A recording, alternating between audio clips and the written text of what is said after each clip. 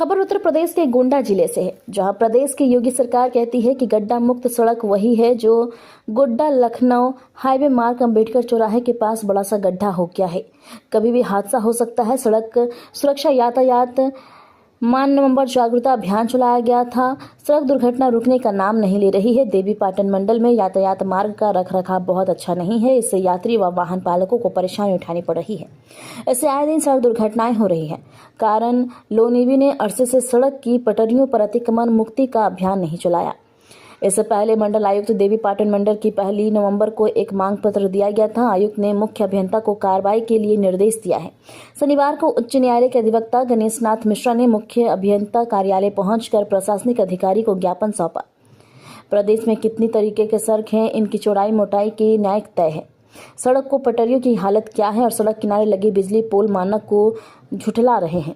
सड़क दुर्घटनाओं की स्थिति क्या है। आए दिन जिले में सड़क दुर्घटनाएं होना तय है। इसमें सड़कों को भी कहीं न कहीं जिम्मेदार है और लोक निर्माण विभाग सड़क के अधिकारी पटरी को देखना ही भूल गए हैं। भी जिले की एक सड़क हम आपको चैलेंज करते हैं और अधिकारियों को चुनौती देते हैं कि जिले की एक सड़क दिखा दें जो किसी भी संस्था ने बनाई हो, चाहे वो पीडब्ल्यूडी की हो, चाहे ग्रामीण अभियंत्रण विभाग की हो, चाहे नेशनल हाईवे हो, चाहे स्टेट हाईवे हो। एक भी सड़क अगर मानक के अनुरूप 1 किलोमीटर भी दिखा दें तो मैं मान जाऊंगा कि सरकार का दावा सही है। लेकिन सरकार जो कार्य करना चाह रही है उस पर हम आम जनता का भी तो एक वो है कि हम भी अपना कर्तव्य करें और जो प्रशासनिक अधिकारी कार्य नहीं कर रहे हैं वो उनके कृत्य को ऊपर तक पहुंचाएं। आप समाज से भी आवाज उठा रहे हैं। यहाँ जनप्रतिनिधि जो चुन के गए हैं, जिनके क्षेत्र में काम हो रहा हुआ तो कभी पूछ नहीं रहे हैं। भैया, जनप्रतिनिधियों की अपनी जिम्मेदारी है। अगर जनप्रतिनिधि अपनी जिम्मेदारी का निर्वाह नहीं कर रहे हैं तो हमारी और अधिक जिम्मेदारी बन जाती है कि हम अपने जो है अपने क्षेत्र की सड़कों के प्रति, अपने क्षेत्र के चीज़ों के प्रति अवेयर रहें। और ये हमारा जो है संवैधानिक कर्तव्य भी है। उसी कर्तव्य का पालन हम भी कर रहे हैं। और ये मैं बिना आह्वान के आता हूँ। अगर मैं आह्वान कर दूंगा तो युवाओं से भर जाएगा इनका कार्यालय और ये अपनी नींद से जग भी जाएंगे। चाहे मेरा नाम गणेश नाथ मिश्रा है और मैं परसिया पंडित गांव में रहता हूं, मुंझेना ब्लॉक के।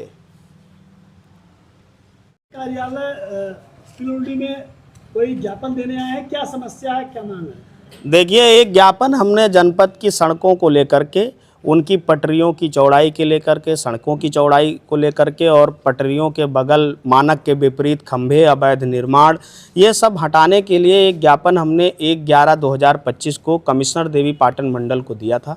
उन्होंने उस संबंध में इस मंडल के देवीपाटन मंडल के क्षेत्रीय अधिकारी को, लोक निर्माण विभाग के अधिकारी को पत्र लिखा था। परंतु 1 माह बीत गया, आज 29 तारीख है, उन्होंने कोई ठोस कार्रवाई उस पर की नहीं। उस संबंध में आज हम इनको आए, इनके प्रशासनिक अधिकारी मिले हैं, ये मिले भी नहीं, इनको ज्ञापन दिया गया है।